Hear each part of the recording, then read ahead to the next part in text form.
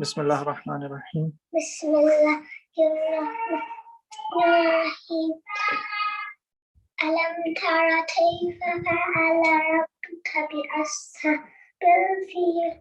Alam yaj'al kaydahum fi tadlil wa arsala alayhim tayran ababil tarmihim bihijaratin min sijil faj'alahum ka'asfin ma'kul. Sadaqallahu al-azim. Allahumma salli ala Muhammadin wa ali Muhammad. Inshallah, we'll move on to the lecture by respected scholar Sheikh Mahdi. Please welcome him with another salawat. Ala Muhammad wa ali Muhammad. Allahumma salli ala Muhammad wa ali Muhammad. أعوذ بالله من الشيطان الرجيم بسم الله الرحمن الرحيم الحمد لله رب العالمين والصلاة على رسول الله وعلى آله الطيبين الطاهرين وأصحابه المنتجبين سيما بقية الله في الأرضين عجل الله تعالى فرجه الشريف ولعنة الله على أعدائهم أجمعين إلى قيام يوم الدين. Dear brothers and sisters, Assalamu alaikum wa rahmatullahi wa barakatuh. Inshallah, on this what seems to be the final night of our Ramadan programming, and perhaps the first night of the month of Shawwal, we want to conclude really by looking back to see the meaning that the month had, the meaning that we made of the month at the start and throughout, to have an assessment and a reflection, to gather our emotions, our successes, and also to draw our attention to our struggles, our developments, but also perhaps some failures. We were blessed that in these roughly 2 weeks, we were students of this letter in Nahj al-Balagha, letter 31, where Amir al-Mu'mineen alayhi salatu wassalam is admonishing his son, sharing with him a will, an outline and a rubric for life.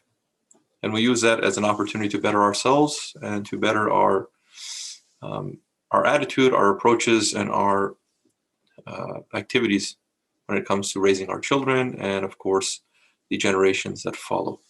So in that spirit, I want to still read a little bit from the letter in the next maybe 10 minutes or so.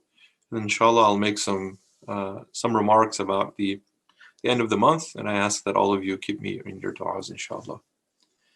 So we arrived at this point where the Imam was addressing his son and finding a balance between this life and the life after. And you're living in this world, even though this is not your destination, you have to work to ensure that you can provide for yourself and provide for your family, and don't allow those material necessities to constrain you from your ability to serve the cause of Allah subhanahu wa ta'ala and to be in good relationship with Allah subhanahu wa ta'ala. So the Imam comes here. He says, وَعْلَمْ أَنَّ أَمَامَكَ طَرِيقًا ذَا مَسَافَةٍ بَعِيدَةٍ وَمَشَقَّةً شَدِيدَةً. Know that before you there's a long road, a path of great length, filled with intense hardship. وأنه لا غنى بك فيه عن حسن الارتياد وقدر بلاغك من الزاد مع خفة الظهر. He says, you have no choice but to seek your sustenance as best as you can. You need that. And to procure enough provisions to get you to your destination. There's no fuel in the tank. You won't be able to progress. So it's a necessity. Just again, a pause as we've done so far. Just keep this point in mind. You need something to fuel your progress.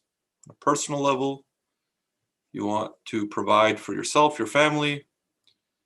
There are expenses. There are opportunities that are only made available through some material resources. But also that's true of, again, larger projects, of communal and institutional projects. I'm just going to kind of want to put that out there, and then I'm going to return to that point just in a second. So you have no choice but to do that. Now, the Imam says, مَا خِفَّةِ الظَّهْرِ. However, your back is weak, which means there's only so much you can carry.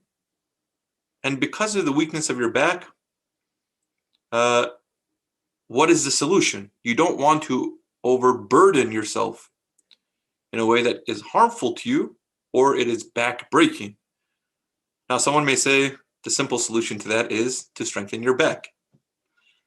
So there are exercises that one can do to strengthen their back physically, and then they should strengthen their ability to be able to carry more. And ultimately, isn't the point to arrive at this destination? If you can bring more with you, then excellent. The Imam says that's not the point. You can strengthen your back, but not for your back to carry more to the destination. Imam says a good strategy is this: فَلَا تَحْمِلَنَّ عَلَى ظَهْرِكَ فَوْقَ طَاقَتِكَ. First of all, don't load your back with more than you can bear. More than you can bear means that at any given time, you have a certain capacity. To overextend yourself, to overburden yourself, is dangerous because it may result in you completely, breaking down, and then you're stuck in your tracks. Can't make any progress. So don't do that. Don't bite off more than you can chew.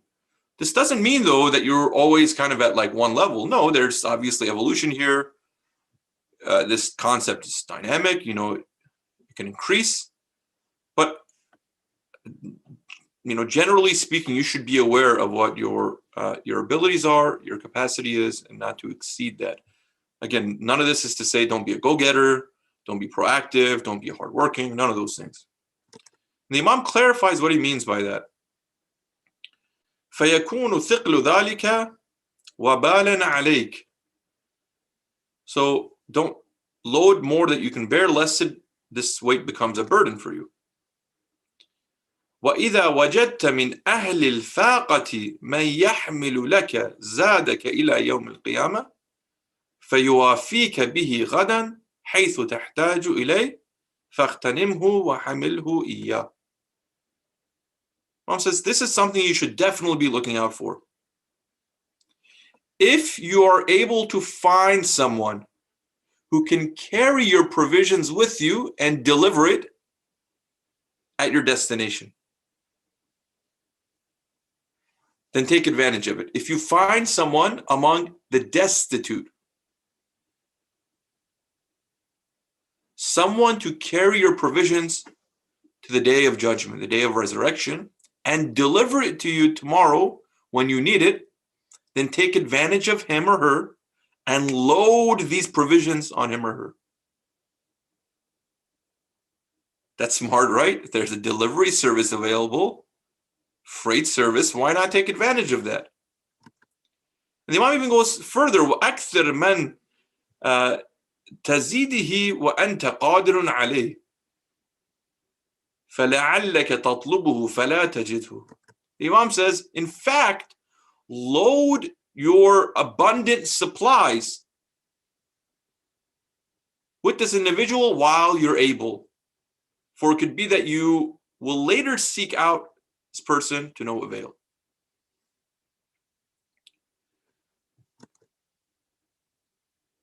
And the Imam adds another point, and I just want to, they're all kind of, I want to batch them together. وَاغْتَنِمْ مَنِ اسْتَغْرَضَكَ فِي حَالِ غِنَاكَ لِيَجْعَلَ قَضَاءَهُ لَكَ فِي يَوْمِ عُسْرَتِكَ. In addition to the person who can carry these provisions for you and return them safely, take advantage of he who seeks a loan from you while you have plenty, because he or she will repay the debt to you on the day of your hardship. So this whole section here, Imam was saying, strive to make a living. You need to make a living to ensure that you could make progress towards your destination. And all the destination stuff the Imam has clarified, and we spoke about it last night.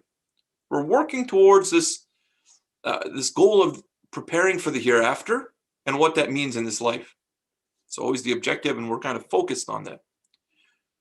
Now the Imam says, don't sit around, don't sit idly by and expect God to provide things for you. Everything that you need to earn is provided. So go out in the world and secure, kind of like receive the sustenance that has been secured for you, that has been ordained for you. Go get that. That's for you to have. Now you're going to, accrue some resources, some wealth, whatever. You're going to be given an opportunity to offload some of it. So the offloading are to people who you've already been instructed to assist, but at the same time, they're providing a service to you. It's a trade that's happening. It's not you just charitably giving and sacrificing. Nothing in Islamic giving is about pure sacrifice. Everything, there's a return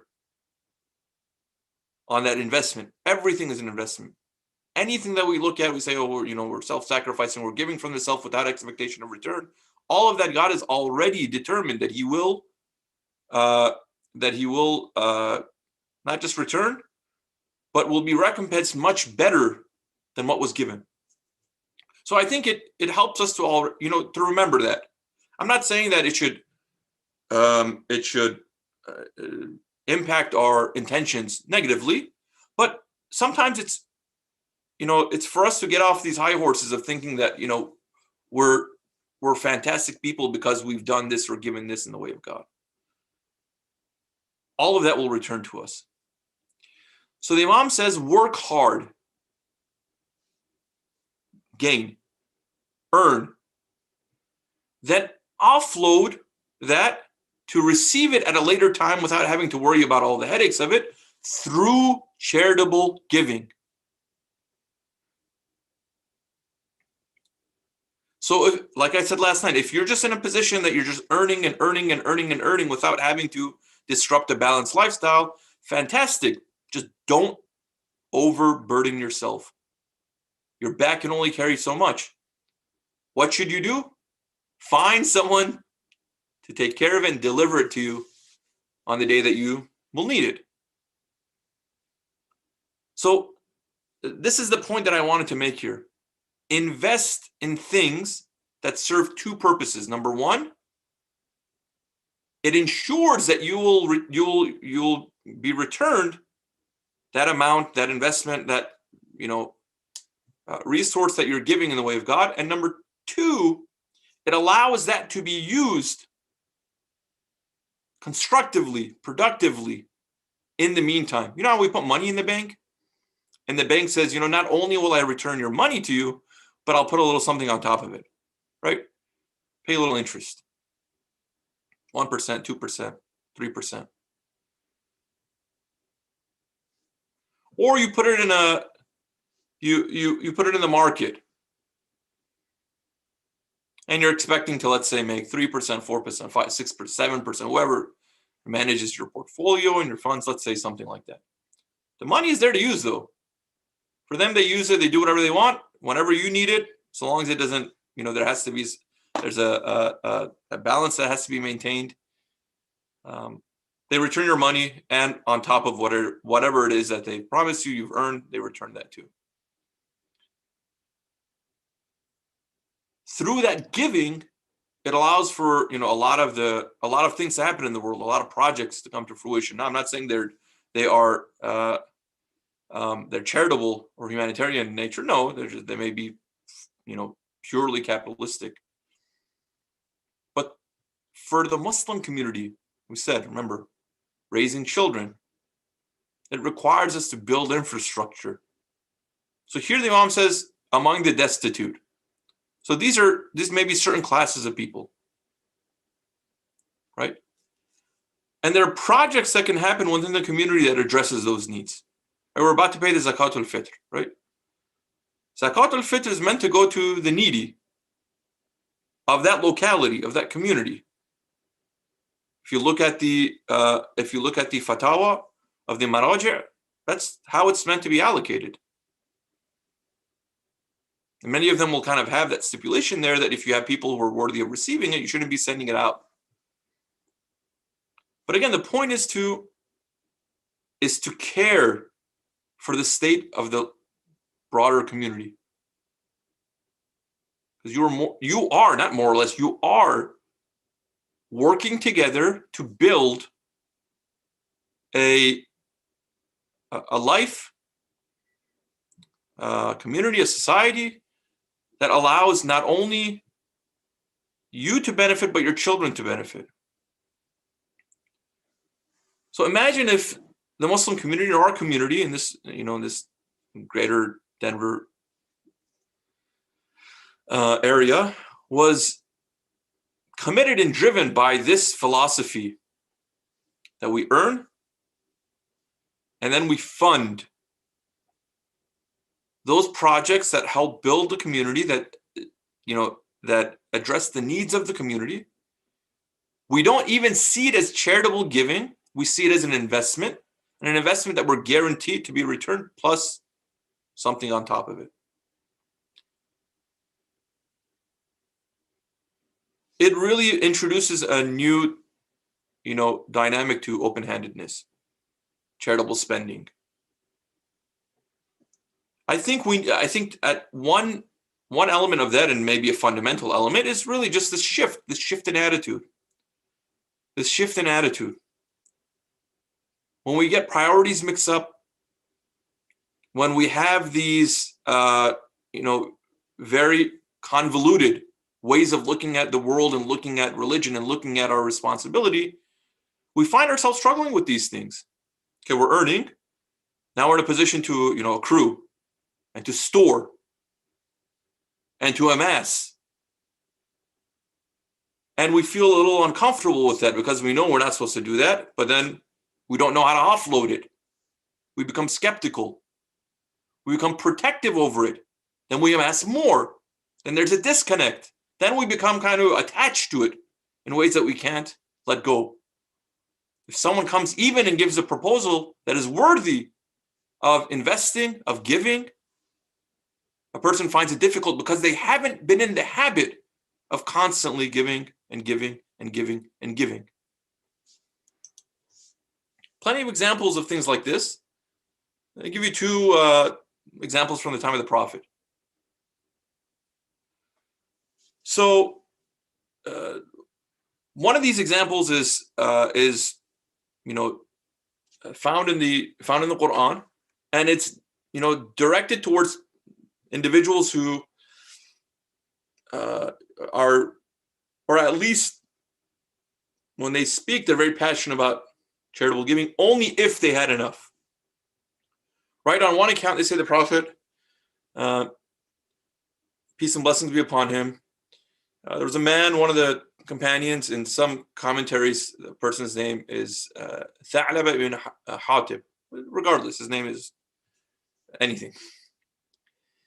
He insisted that he would give charity if only he had the means to do so. So he would speak about this constantly. And in saying this, he was trying to, solicit help from others, or, actually people giving him wealth so he could show what a great person he is and be a great example for others. Anyways, the Prophet, peace and blessings be upon him, gives him some wealth, some starting capital from the spoils of war. Because remember, spoils of war can be used for a lot of different reasons. And the Prophet are able to kind of invest in different opportunities that are for the good of the Muslim community. Anyways, gives it to this person, boasting about this. So he took this, he prospered, his wealth grew, until the point where his wealth became so much that it just became it overtook his whole life, managing his wealth, growing his empire. And it became so much that he couldn't live in Medina anymore because this is a city, there isn't much room. He had to move out to the suburbs. right? He moved out of the city, the inner city, whatever. He moved out into the suburbs. So in the suburbs there, he's able to manage his wealth better, and he settles in this nearby valley. Now, when he was in the city, and before he was in the position of being wealthier or wealthy, he was attending programs regularly, attending the masjid regularly, in conversation and communication with the Prophet regularly. He was a servant of his community regularly. All of these things, there was availability there. There was presence there. Once things took off, moved out of the city, obviously was less available because he has to now come into the city. It's a hard time getting a hold of him. He's busy. He has work. He has meetings. He has business trips, what have you. So his attendance in congregational prayers, in Friday prayers, that stuff started to become a little inconsistent. So he would first, his congregational prayers, daily prayers become inconsistent. It's a bit of a, it's tough every day, come into the city, the masjid. And then it came to a point where he was really just attending on Friday prayers. Then he stopped attending altogether. So Friday is, imagine, the Saturday or the Sunday. Then he stopped coming altogether. He gets 7 days a week. He's got to work. All the while he's growing wealthier and wealthier and wealthier.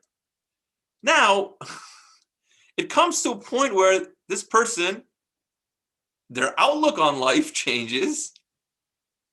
And when the institution of zakat was established, functionaries were sent to collect zakat from all different sorts of people. And of course, they went to this now wealthy individual and they asked him to pay the zakat. And he refused. And what was interesting is not just because he refused flat out. He refused, and he had a reason for what he thought was a religious reason. He refused because in his mind, zakat is not charity. Rather, it was some kind of jizya, a tax, an indemnity. So he refused. It's not charitable giving. You're trying to tax me out of this money that's mine. I'll give it when I'm ready, on my terms, to the project that I want, the amount that I want, the time that I want. Prophet naturally was upset, and he censured him. And these ayahs from Surah At-Tawbah were revealed. Bismillah ar-Rahman ar-Rahim. وَمِنْهُمْ مَنْ عَاهَدَ اللَّهَ لَإِنْ أَتَانَا مِنْ فَضْلِهِ لَنَصَدَّقَنَّ وَلَنَكُونَنَّ مِنَ الصَّالِحِينَ.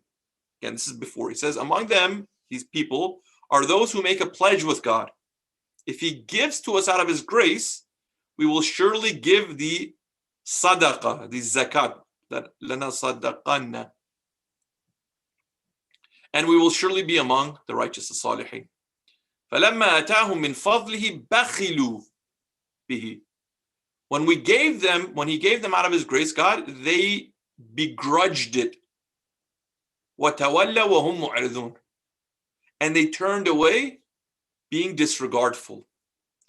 فَأَعْقَبَهُمْ نِفَاقًا فِي قُلُوبِهِمْ إِلَى يَوْمِ يَلْقَوْنَهُ بِمَا أَخْلَفُوا اللَّهَ مَا وَعَدُوهُ وَبِمَا كَانُوا يَكْذِبُونَ. So he caused hypocrisy to ensue in their hearts until the day that they will encounter him, meaning God, because of their going back on what they had promised God and because of the lies that they used to tell.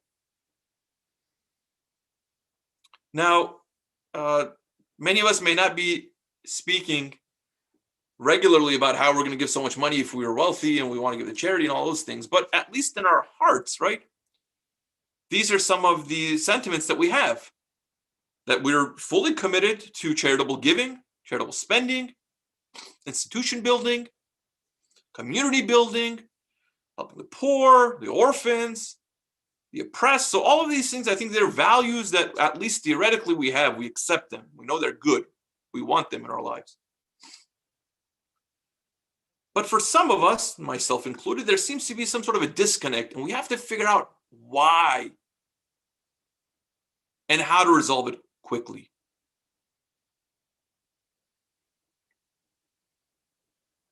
Right? Because it causes an illness in the heart.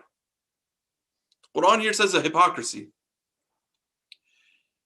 It'll result in us turning away from opportunities. See, this is what the Imam is saying here.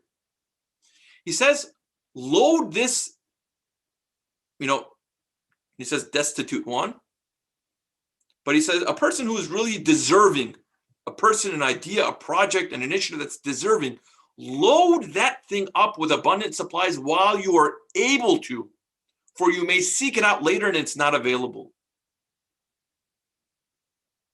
So it's a limited time opportunity. Once it presents itself, do research. No one's saying blindly spend or blindly give, but be committed to this idea. And if you can actively search these things out.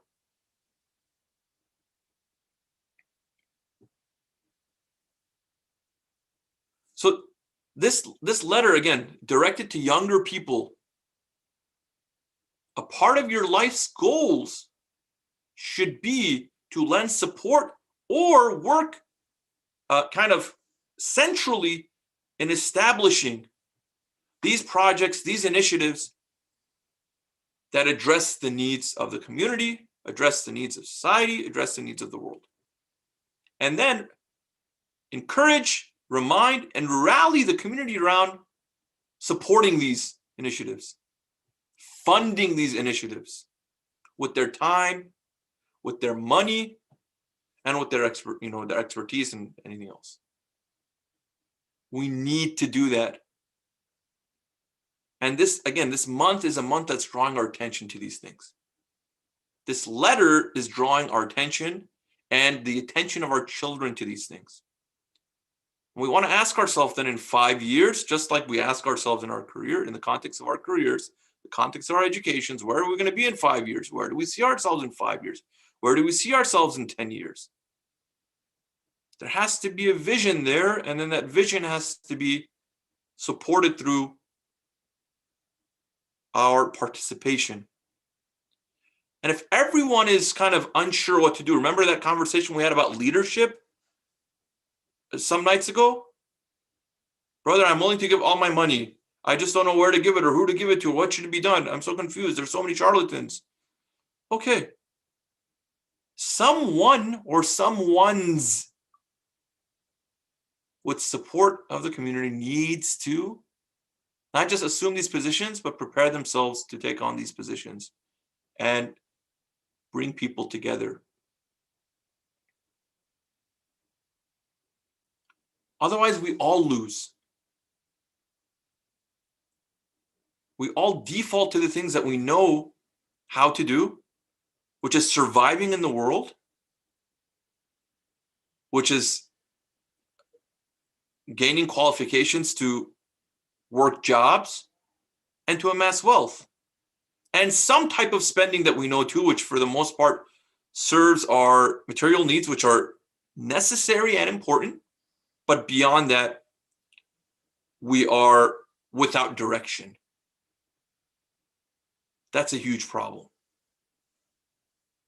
Once we learn how to do these things to care for ourselves, this may sound incredibly selfish, but once we learn how to do those things to care for ourselves, so we're able to work together, we're able to have these successes, then we extend that beyond to people that we may not necessarily be in congregation with, we may not be living with them, they may not be our neighbors, but they have a problem, and we are able to leverage our, collective action and organization to assist them.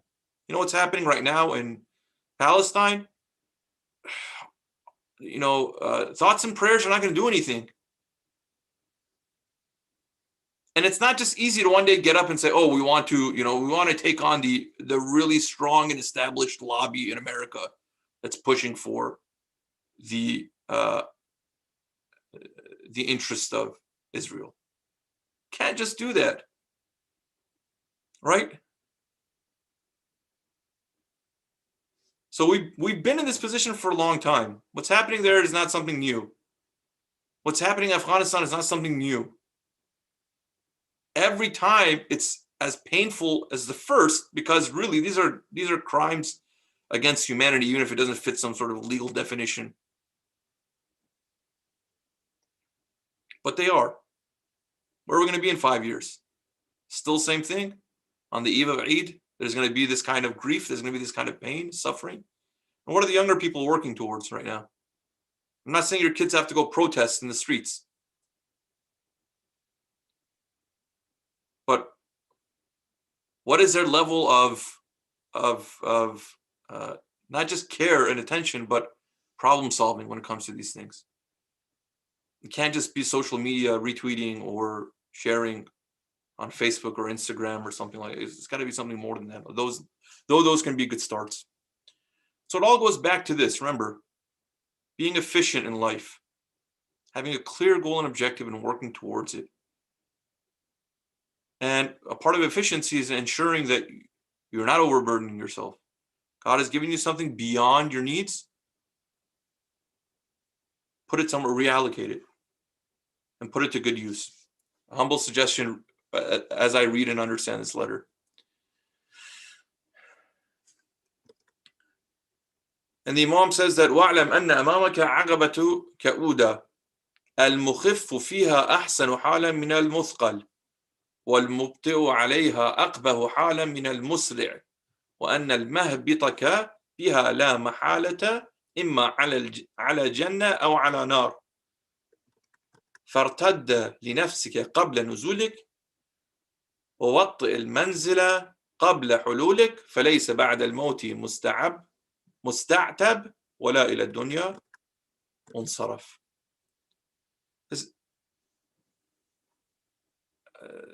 And know that before you lies a treacherous pass. He who travels lightly on it is better off than the one who travels heavily. He who passes slowly across it is worse off than he who passes it swiftly. And know that you must necessarily alight from it either into a garden or a fire. You're going to end up in one of two places.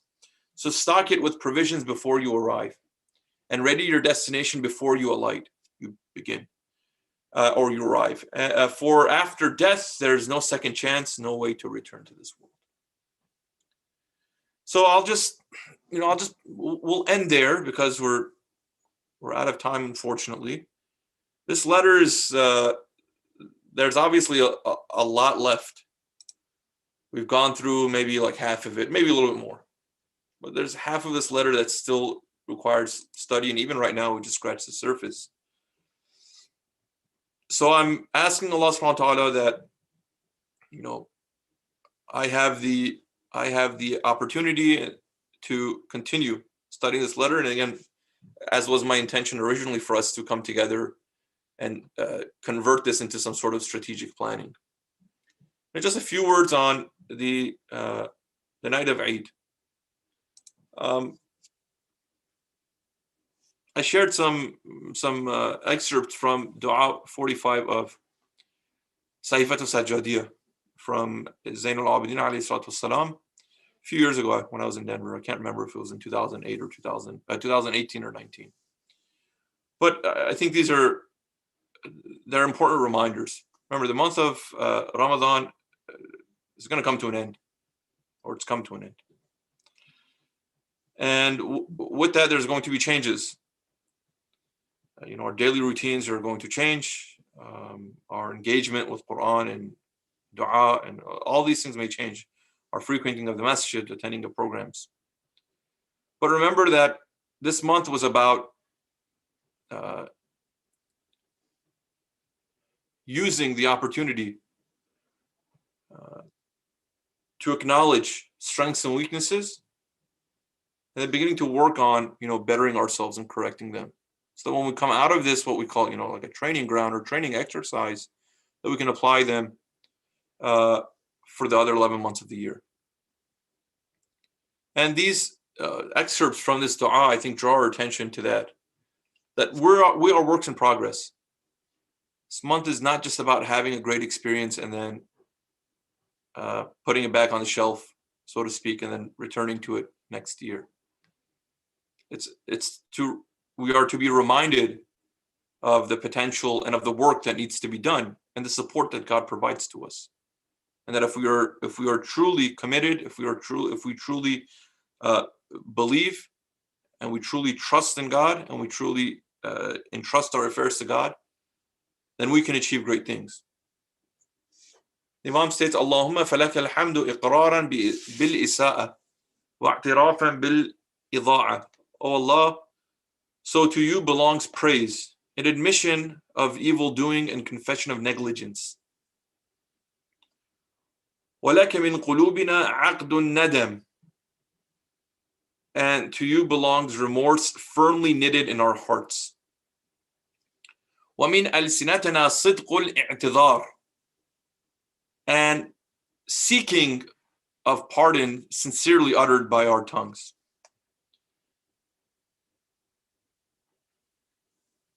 فَجُرْنَا عَلَى مَا أَصَابَنَا فِيهِ مِنَ التَّفْرِيطِ أَجْرًا نَسْتَدْرِكُ بِهِ الْفَضْلَ الْمَرْغُوبَ فِيهِ.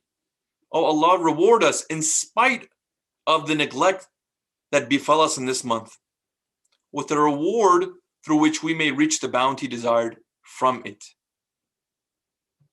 وَنَعْتَاضُ بِهِ مِنْ أَنْوَاعِ الذُّخْرِ الْمَحْرُوصِ عَلَيْهِ. And we win the varieties of its craved stores. وَأَوْجِبْ لَنَا عُذْرَكَ عَلَى مَا قَصَّرْنَا فِيهِ مِنْ حَقِّكَ. And make incumbent upon us, dear God, your pardon for falling short of your right. وَابْلُغْ بِأَعْمَارِنَا مَا بَيْنَ أَيْدِينَا مِنْ شَهْرِ رَمَضَانِ الْمُقْبِلِ. And make our lives which lie before us reach the month of Ramadan to come. Again, in this statement, the Imam is saying that this month, though on your end you were a perfect host, we may not have been perfect guests. And we may not have given the reverence that is due. And throughout this time, and as we move beyond it, we may not be doing justice. But God, make up for our shortcomings with your giving, with your grace, with your mercy. And I want us to kind of think in these terms too, as we're continuing to work on building a family, caring a family, raising of children, building of community. We're for sure going to have shortcomings. We're going to have failures. We're going to have successes. We're going to have moments of weakness. There's going to be negligence. But all of that, if it's with this commitment to serving this sacred cause, and we ask Allah to make up for those things and those areas that we fell short. And to allow us to work through these things until we arrive back at this safe place, which is this month of Ramadan, that we can continue to train and assess and review.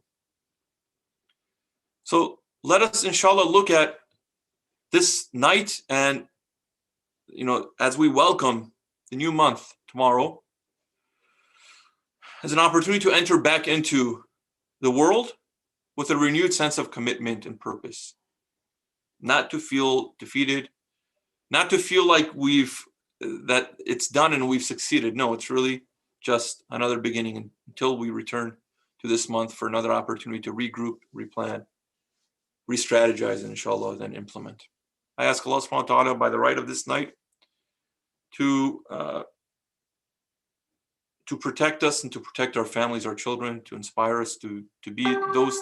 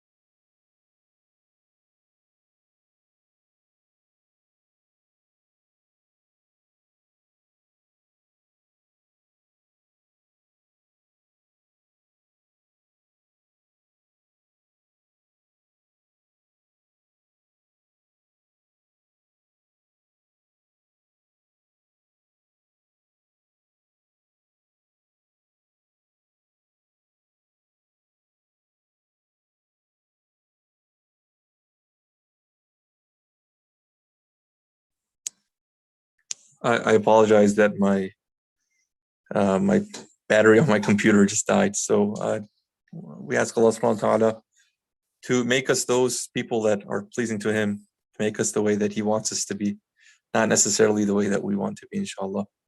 We ask Allah subhanahu wa ta'ala to, if it's in our best interest, and if He deems it, to allow us to experience another month of Ramadan in the year to come, inshallah. We ask Allah subhanahu wa ta'ala to approximate our hearts, to bring us as families closer together, as members of community closer together, as Muslims around the world closer together, as lovers of Ahlul Bayt closer together, and as all His servants closer together. We ask Allah subhanahu wa ta'ala by the right of this night and in the Yawm al-Eid that we anticipate to make this the year of the return of our Imam. May Allah hasten His reappearance, inshallah. Allah protect all of those who serve this religion. Allah protect all of those who are being oppressed in the world. Lend your support to them. Make the victory swift and near. Allah guide those who are oppressing others in the world. If they are not accepting of your guidance, Allah, we ask you to remove their oppressions and to eliminate their injustices.